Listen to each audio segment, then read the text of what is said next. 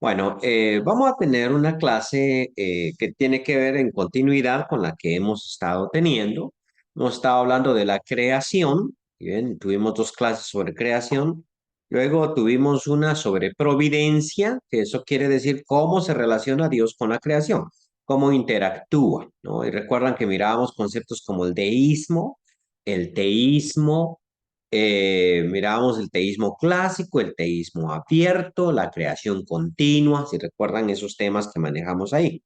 Y luego nos metimos a la cuestión de la creación espiritual, es decir, que Dios no solamente crea lo material, lo físico, lo que nosotros vemos, sino que también creó el mundo espiritual, es decir, el mundo de los ángeles y de los demonios. Ahora, Dios no crea demonios, solo crea ángeles, pero resulta que los demonios se dan porque los ángeles tienen libre albedrío. Y como tienen libre albedrío, pues tienen la capacidad de obedecer a Dios y también la capacidad de desobedecer a Dios. Y los que desobedecen y se oponen a Dios, pues vienen a ser los demonios. Aunque mirábamos que en el libro de Enoch da una explicación un poquito diferente de cuáles pueden ser los demonios, pero para eso uno tiene que creer que los ángeles, en efecto, pueden tener relaciones sexuales y no solo relaciones sexuales, sino reproducirse, ¿no? Con las mujeres, que es en teoría lo que sucedió allá en el Génesis 6, según el libro de, ¿no? No estamos en esa situación, no podemos ahondar mucho en eso, solamente discutiendo un poquito el origen. Recuerda que hablábamos de Satanás y de su trabajo que consiste en acusar, consiste en engañar y consiste en tentar o probar. Y que su nombre mismo implica el que se opone, ¿no? Eso es lo que significa Satán en arameo, en hebreo, y Satanás ya transliterado al griego, ¿no? Pues, o sea, veíamos esa situación. Bien, entonces hay un problema con la situación de la providencia y con la situación de la creación.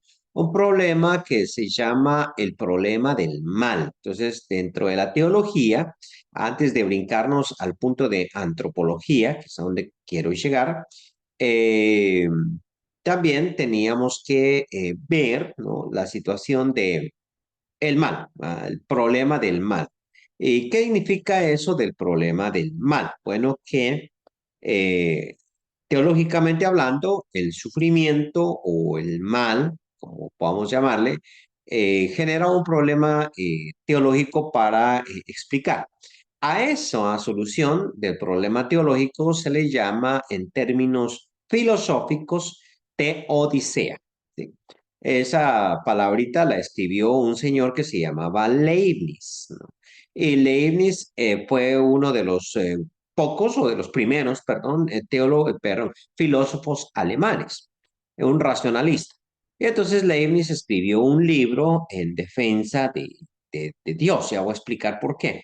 Y a ese libro, pues, lo tituló Teodicea. Entonces, a partir de allí, es que cuando yo quiero explicar por qué hay mal en el mundo, entonces estoy escribiendo, dicen, una teodicea, por causa de este señor que se llamaba Leibniz, ¿no? Con Z al final. Bien, ¿cuál es el problema en sí? Bueno, el problema lo han puesto varios, pero a mí me gusta la versión que enseña este filósofo eh, escocés que se llama David Hume.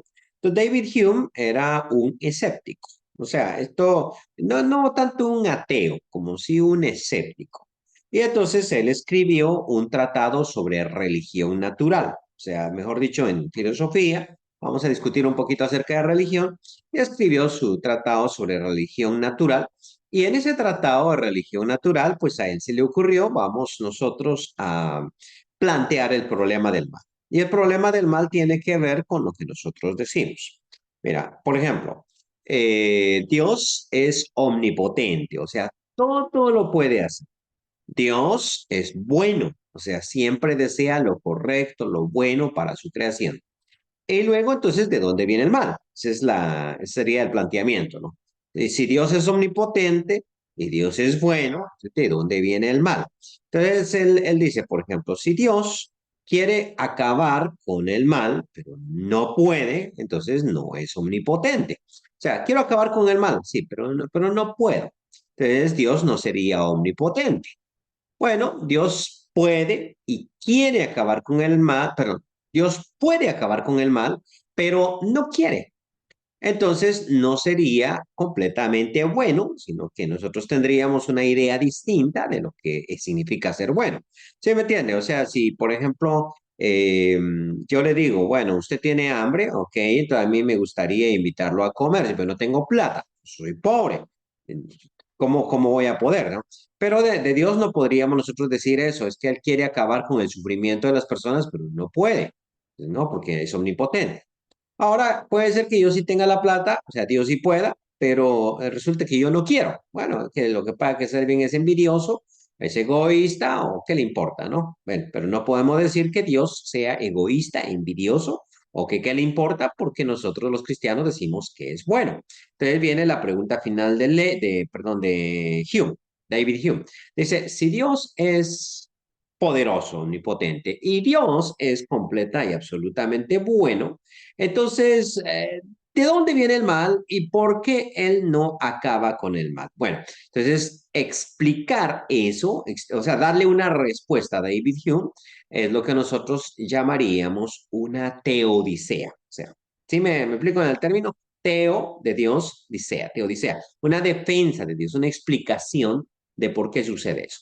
Bueno, entonces, si ustedes se fijan, ahí hay tres verdades. O sea, por una parte decimos Dios es todopoderoso, por otra parte Dios es completamente bueno y por otra parte el mal existe, es real. Entonces, si nosotros reunimos esas tres cosas, ahí hay una contradicción, ¿sí? O sea, si Dios es todopoderoso, es completamente bueno, no debería existir el mal, pero el mal existe. Entonces, para poder explicar en una teodicea, nosotros tenemos que explicar alguno de los tres puntos. Es decir, tenemos nosotros que trabajar sobre cualquiera de esos tres puntos. ¿Vamos bien hasta el momento? ¿Me estoy explicando? ¿Sí? Recuerden, sus preguntas, eso me ayuda a mí para saber si van captando las cosas como yo las tengo. Es que yo lo tengo aquí clarito en mi mente, pero yo no sé si sale clarito de mi boca. Entonces, si yo no tengo la participación de ustedes, yo asumo que sí. Pero si tengo la participación de ustedes, yo confirmo correcto, si así como él lo planteó, así es. O yo corrijo y entonces me da oportunidad de explicar. Así es de que ustedes participen, sí es importante. Bueno, entonces, primero vamos a trabajar sobre la última parte. El mal es real. Entonces, muchas personas han negado la existencia del mal. O sea, dicen, por ejemplo, mira, lo que sucede, ¿verdad? Es que el mal no es real. Y para poder hablar de eso, nosotros tenemos que separar entre dos tipos de males. Por una parte está el mal natural. ¿Qué? Mal natural. Entonces, los que niegan la realidad del mal dicen, bueno, dividamos. Hay una cosa que se llama mal natural y otra cosa que se llama mal moral. ¿Entiendes? Son dos cosas distintas. Ahora, ¿cómo así? Entonces, no es lo mismo, por ejemplo, que en una ciudad haya un terremoto. Eso no es lo mismo a que venga un terrorista y haga explotar un coche bomba. Son dos cosas distintas. Porque, por ejemplo, la primera fue un fenómeno natural, como ahorita ha habido un tremendo huracán allá en, ¿cómo se llama este? En el Caribe, ¿no? Así como en tiempo atrás el huracán Mitch azotó lo que es Nicaragua y Honduras, Guatemala. Entonces, ¿qué pasa? Que es un huracán, sí, pero nosotros a quién le vamos a echar la culpa? Es un fenómeno natural. Y entonces, eso es una cosa. Pero otra cosa es cuando una persona decide cometer un crimen. Entonces, los dos son males, pero noten ustedes que uno se va a llamar natural o físico y el otro se va a llamar un mal moral, porque depende de una decisión, de la decisión de un hombre que sea alguien malo, malo como Adolfo Hitler o qué sé yo. Ustedes pueden pensar en cualquier otro, ¿sí? Porque Hitler es el malo malo, ¿cierto? El que nosotros conocemos hoy en día como muy malo. Entonces, quienes niegan la realidad del mal van a decir algo como, mira, lo que pasa es que los terremotos, los huracanes, las erupciones volcánicas son simple y sencillamente fenómenos naturales. Es decir, no son mal en sí, sino es un simple fenómeno. Es un fenómeno natural porque así es como funciona la Tierra y así es como funciona el Sol.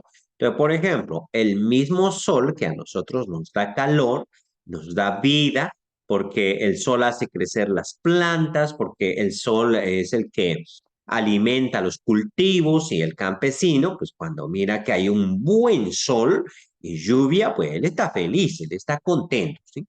Muy bien, pero ese mismo sol que nos produce a nosotros nuestro alimento, ese mismo sol, pues si usted se queda tirado con la cabeza hacia arriba y le pega el sol todo el día, pues se va a pegar una tremenda quemada, ¿no?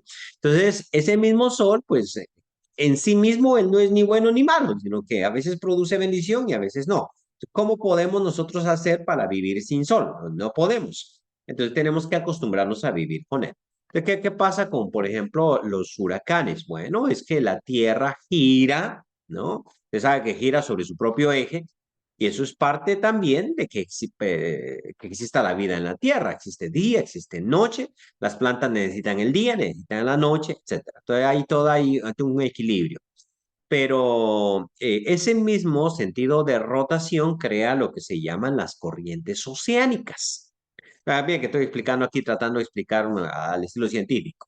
¿Y qué es la corriente oceánica? Bueno, que usted en el mapa mira que el mar es azul, ¿no? Hay lindo el mar, arriba, el Caribe, pero lo que usted no sabía es que dentro del mar hay corrientes. Para poner el ejemplo acá, es como si dentro del océano existieran ríos. Y quien no me ha entendido, pues mire la película Buscando a Nemo y va a ver que las tortugas andaban ahí en una corriente oceánica, ¿no? Entonces, hay una corriente. ¿Y esa corriente para qué sirve? Bueno, esa corriente calienta el agua del Caribe. O sea, esa actividad hace que el agua que se calienta allá en el trópico, es decir, en lo que es Nicaragua, Centroamérica, suba para Estados Unidos y en cierto sentido caliente lo que es, por ejemplo, Nueva York. Entonces, por ejemplo, Nueva York y Detroit están en la misma línea. Sin embargo, Detroit es frío, frío, frío, mientras Nueva York es un poquito tibio en comparación con Detroit. ¿Y eso por qué? Porque el mar calienta, o sea, está la corriente oceánica que está subiendo y eso ayuda infinitamente a la vida marina, ayuda también a la vida de todos estos lugares, calienta varios lugares. Entonces, esa misma corriente. Entonces, esa rotación es la que produce la corriente. Quitemos la rotación y nosotros vamos a encontrar, de hecho hay una película que habla de eso y se llama El Núcleo. Y así la pueden encontrar. Yo no sé si esa está en Netflix o qué plataforma, ¿no? Se llama El Núcleo. Pero la idea de la película es que de pronto la rotación de la Tierra se detuvo. O sea, la Tierra dejó de rotar, no dio más vueltas. Y cuando la Tierra no da más vueltas, entonces se elimina lo que nosotros llamamos el campo electromagnético. Es decir, el mismo sol que le da vida a uno está lanzando unos rayos ultravioleta que nos quemarían. Entonces, la idea de esa película es que como la Tierra cesa su rotación y como la Tierra deja de rotar, entonces se acaba el campo electromagnético y el Sol empieza realmente a destruir la vida. Y entonces es necesario ahí hacer rotar nuevamente el núcleo de la Tierra. De eso se trata precisamente la película, de cómo hacer rotar el núcleo de la Tierra. La verdad que yo la vi nada más una vez, pero a mí me encantó. Entonces, ¿qué es lo que estoy diciendo con eso? Que esa misma rotación, que es la que nos da vida, sin la cual nosotros no podríamos vivir, es la que hace que surjan los huracanes ¿cómo se llama este? En el Caribe o en el Pacífico. Es la razón por la cual también del Pacífico no se puede pasar el huracán al Caribe y viceversa. O sea, ellos no pueden pasar la línea ecuatorial y son fenómenos naturales. En determinado momento no están. Entonces, allí es de que se convierten en mal, pero realmente mal como tal no son. Por ejemplo, si el huracán este grave azota Tegucigalpa y Tegucigalpa es destruida, uno dice, mira qué terrible el mal. Pero si, por ejemplo, ese huracán sucede allá en la selva donde nadie se da cuenta de nada y no se murió nadie, entonces no nos quejamos y decimos, mira, O sea, esto es como el volcán San Miguel, ¿no? El volcán de San Miguel en El Salvador hizo erupción. O sea, me estaba contando un hermano, hizo erupción y toda la gente le pidió a una virgencita que está ahí en un pueblo que calmara la erupción. Y entonces la lava, en vez de pasar por ese pueblo, pasó por otro lado. Y dice, mira el milagro y cómo nos salvó Dios. Bueno, uno dice, sí, pero el volcán igual hizo erupción. Lo que pasa es que la lava está por otro lado, pero igual hizo erupción. Entonces, eso significa que a uno le parece más mal lo que le afecta. Es decir, si la tormenta es en una gran ciudad y mueren personas, decimos que es mal. Pero si no sucede ahí, es un simple fenómeno. Entonces, como ven, los fenómenos naturales son fenómenos naturales, típicos y no necesariamente malos. Lo que sí consideramos nosotros un mal como tal, tiene que ver con la situación moral, ¿no? Es decir, cuando hay un homicida, cuando hay un terrorista o un asesino en serie, entonces nos preguntamos, oye, ¿qué pasa con eso? ¿Pudo Dios detenerlo? Vamos a pensar, por ejemplo, en un violador en serie que asesina a una niña, ¿no? Entonces uno dice, pero Dios podía detener esa situación, o sea, podía detenerlo, ¿no? Pues sí, pero no lo hizo. Entonces, por ejemplo, me culparían ustedes a mí si yo me doy cuenta de que hay un violador en serie y que agarra a una niña y yo no hago absolutamente nada para defenderla. Yo creo que todo el mundo me acusaría, diría, Selvin es culpable o qué barbaridad que no haya hecho nada. Pues atención, no estoy solo, porque Dios tampoco hizo nada para detener esa situación. Entonces, es allí donde el mal moral genera el problema teológico. Dios es omnipotente, o Dios es benevolente, o qué es lo que está sucediendo acá. Si vamos comprendiendo por dónde va el problema del mal entonces. Ok, entonces el mal físico como tal, los fenómenos naturales o qué sé yo, es parte de la situación, parte de la vida, ¿no? Parte de la creación. Hay situaciones que se dan, porque ese es el modelo. Ahora, ¿podía Dios hacer una tierra? Miren lo que estoy planteando aquí, que tuviera rotación pero no tuviera huracanes, que tuviera placas tectónicas, pero no tuviera terremotos. Ustedes saben también que existen unas placas tectónicas y debido a eso hay un cambio en la Tierra y todo ese fenómeno. Que tuviera placas tectónicas, pero no terremotos, que tuviera, eh, qué sé yo, sin ningún problema. Bueno, tendríamos que preguntarnos sobre eso. Tal vez sí, pero Dios decidió por alguna razón hacerlo de la forma en que lo hacemos y el mal físico, o los huracanes, los terremotos, pues tampoco son cosa del otro mundo, vienen a ser mal hasta que nos afectan. Pero, ¿qué pasa con el mal moral y por qué Dios no detiene a esas personas? Entonces, ¿será que no puede? Bueno, hay teólogos que han negado precisamente la omnipotencia en Dios y dicen lo siguiente.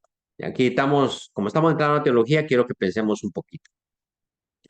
Dicen que Dios es omnipotente, muy bien, pero hay ciertas cosas que Él no puede hacer. Recuerden, omnipotente significa que Dios puede hacer todo. Y cuando uno dice todo, es todo, ¿no? Pero luego estos teólogos dicen, no, Dios es omnipotente, pero no en el sentido de que puede hacer todo, sino que puede hacer todo lo que es lógicamente posible. A ver, ¿cómo así? Mira, por ejemplo. 2 más 2 es 4. Eso es lógica. ¿Puede Dios hacer que 2 más 2 sea 5? ¿No? Entonces, no, pues no podría porque eso no es lógicamente posible. Entonces, ok, ¿puede Dios hacer una piedra tan grande que ni él mismo pueda levantarla? Obviamente a eso tenemos que contestar, no, no puede. ¿Por qué? Porque ahí es como una paradoja, o sea, cualquier cosa que contestemos, perdemos, porque si decimos Dios sí puede crear esa piedra, entonces no la va a poder levantar y por lo tanto no es omnipotente. Y si decimos Dios no puede hacer esa piedra, entonces pues sí, hay algo que no puede hacer. Entonces, ¿qué es lo que sucede? Que ahí es una paradoja y es una contradicción lógica. Y por ser contradicción lógica, entonces decimos Dios no debe estar dentro de ese concepto de discusiones lógicas. Por ejemplo, Dios puede suicidarse, ¿qué le parece? Selvin Monterroso, puedo suicidarme y el universo seguiría andando. Pero Dios puede suicidarse, puede hacer eso él, o hay cosas que Dios definitivamente no puede hacer. Bueno, ¿qué pasa con el suicidio en Dios? Bueno, sería el exterminio del todo, o sea, vendríamos, caeríamos en la nada, pero hay ciertas cosas, por ejemplo, que Dios no puede hacer debido a su naturaleza, o sea, Dios no puede pecar, ya que el pecado es una eh, oposición directa a, a Dios. Entonces Dios no puede pecar. El pecado es ajeno a él. Bueno, Dios no puede ser infiel. ¿Y ahora por qué? Porque tiene una naturaleza. Dicho de otra manera, Dios no puede ser malo. Entonces, como ven, en todo esto que estoy diciendo, estoy negando la omnipotencia en Dios.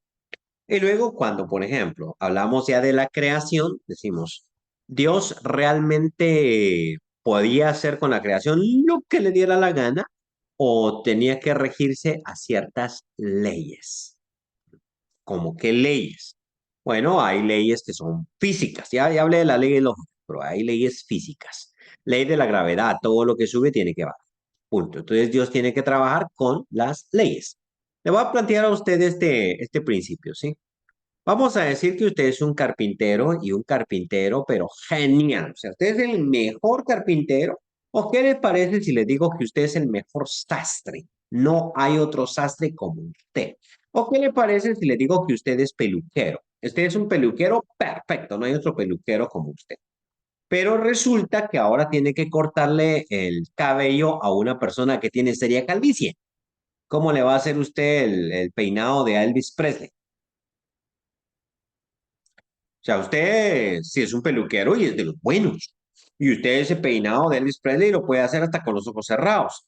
Pero no con una persona que no tenga cabello. O sea, para recordar una anécdota simplemente, que yo voy al peluquero cuando era niño y entonces me quedo viendo las fotos. Ahí tenía varias fotos y decía, déjeme como este, ¿no? Pero en mi Guatemala de ese tiempo, los niños usaban el cabello largo, ¿no? Entonces había un muchachito ahí en una foto que tenía el cabello a mitad de la oreja, así bien lindo, ¿eh? Y entonces yo le dije al peluquero, déjeme como ese. Y él me dijo, no puedo. ¿Pero por qué?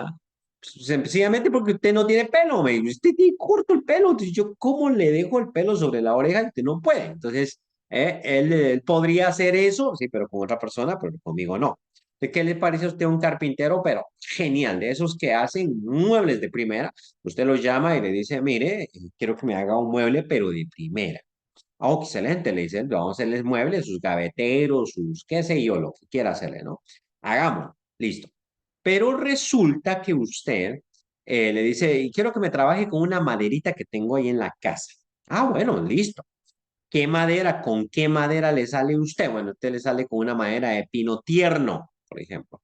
O usted le sale con una madera que se utilizó para albañilería, que hicimos una terraza, pusimos tablas, la llenamos de cemento y ahí está su madera. Hágale, pues. ¿Qué va a hacer él con eso? ¿Me entiende? O sea, él es una persona especialista, pero como usted le entrega cierta materia prima, entonces luego vamos a ver el trabajo y cuando miramos el trabajo decimos, oye, ese carpintero sí es malísimo. O por ejemplo, usted es un sastre y usted va a hacerme un traje a mí, traje, y usted es bueno para, o sea, usted es un sastre buenísimo, pero salgo yo con una tela barata. Es porque como en nuestros países no venden esas telas finas, entonces yo le digo, mire, hágame un traje como ese que está ahí, pero el que está allí que yo le estoy pidiendo es de casimir inglés, o sea, es una tela muy fina. Pero resulta que yo a la tela llevo poliéster, ¿no? Entonces, traje, hágame. Entonces usted no va a poder porque la materia prima que está utilizando no es maleable. Entonces, ¿cómo trabaja usted con eso?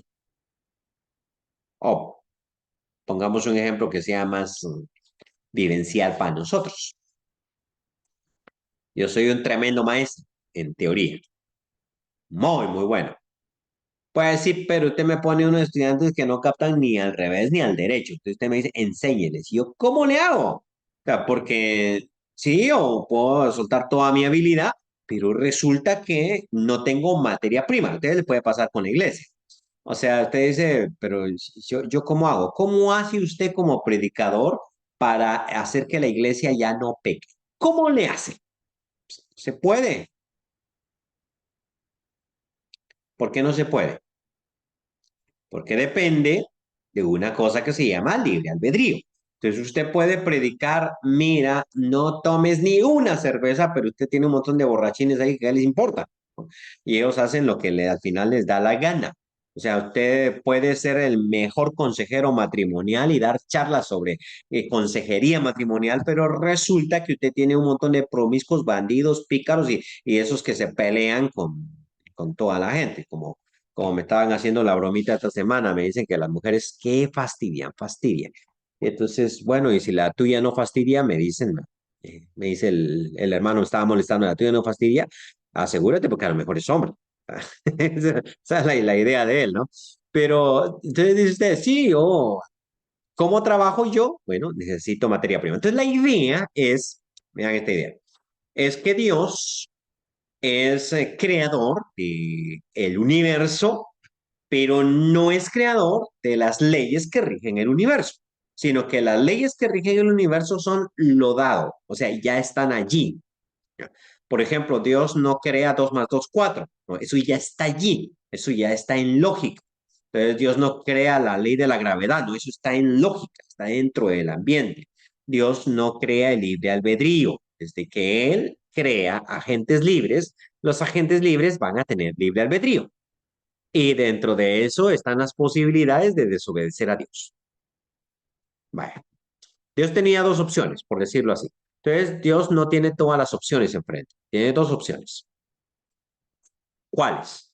Bueno, por una parte puede hacer robotitos sin libre albedrío, como podemos hacer nosotros robots. Ah, listo. Por otra parte, puede hacer agentes con libre albedrío. En esas dos opciones.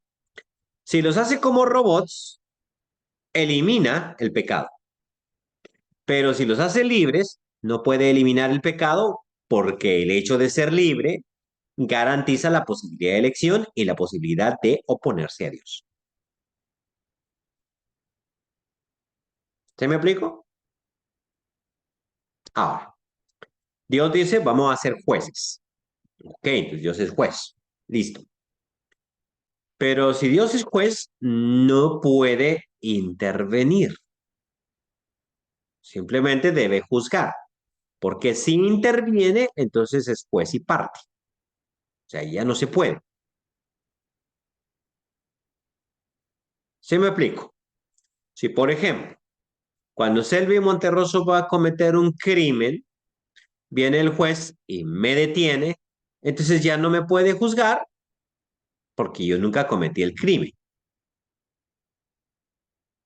Para ponérselas más en sintonía política, en el 2009, Manuel Zelaya Rosales, que el presidente de Honduras de esa época, iba a cometer lo que se conoce como una ilegalidad. O sea, quería perpetuarse en el poder y en la mala lengua, ¿sí?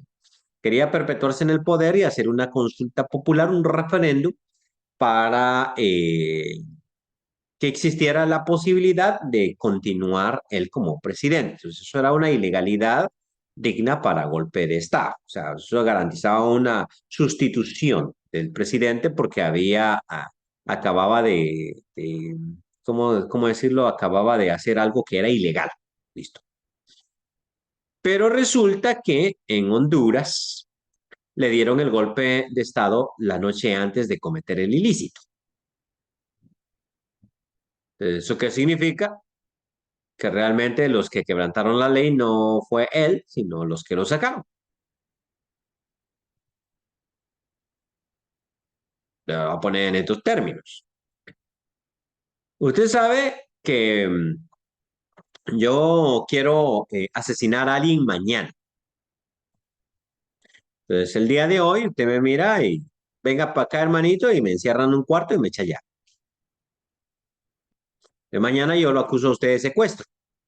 Es que me secuestró.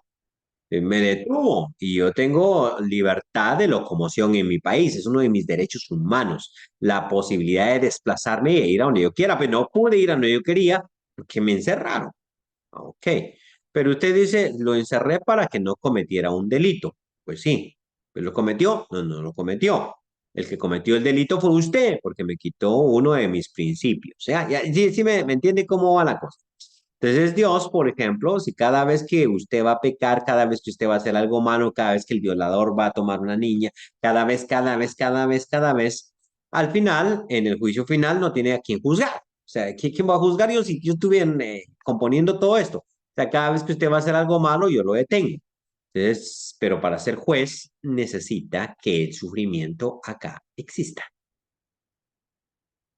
Proceso de compensación.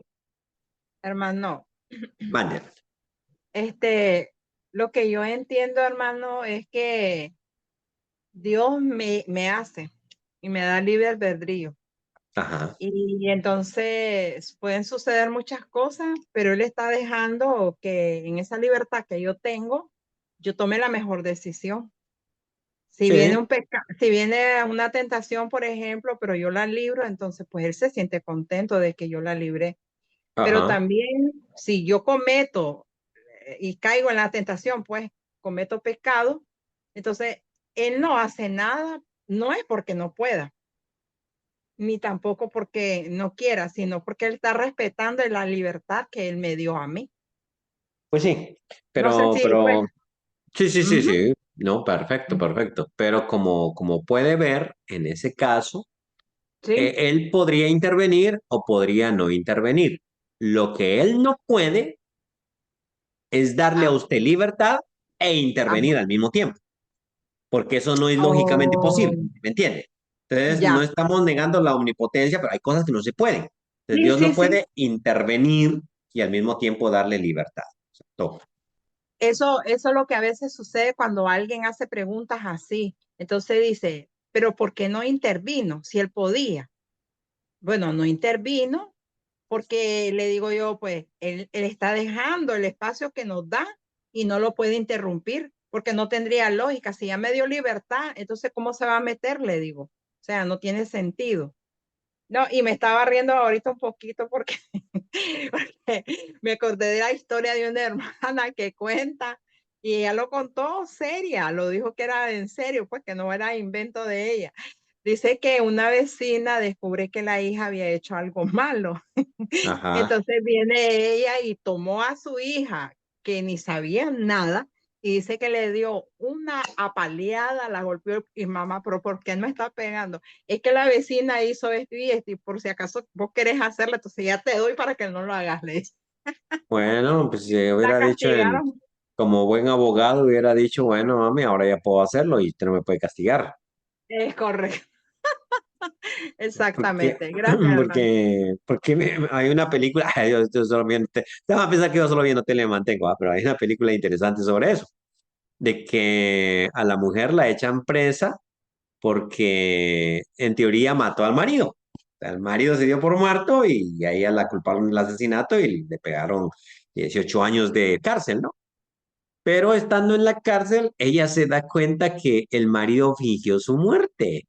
O sea, solo fingió para quedarse con la amiga, quedarse con la plata, con la casa, con todo. Y realmente, pues, solo la echaron presa a ella. Entonces ella se enoja mucho, pero empieza a estudiar derecho en la cárcel y se da cuenta de un principio que tiene la legislación norteamericana, que es nadie puede ser juzgado y condenado dos veces por el mismo delito. Bueno, creo que en todas partes es lo mismo. O sea, en mismo Nicaragua, pues usted no puede ser acusado por el mismo delito dos veces o que ser sentenciado por el mismo. Entonces ella dice, ok, entonces quiere decir que yo ya pagué mi tiempo, ahora sí puedo matarlo. O sea, si me echaron 18 años por matarlo, ahora yo puedo matarlo y me pueden encontrar con el arma, pero yo voy a decir, no, siento, pues mía, me juzgaron y me condenaron por este delito, ya pagué. ¿Ya? Entonces, es interesante el concepto, ¿no? Bueno, bueno, ya me escapé del tema. Vamos a continuar con el tema del mal antes de introducirnos al de antropología, la próxima clase. Solo lo estoy adelantando y les voy a mandar ahorita el examen para que lo tengan allí y lo tienen que hacer en los siguientes 20 minutos.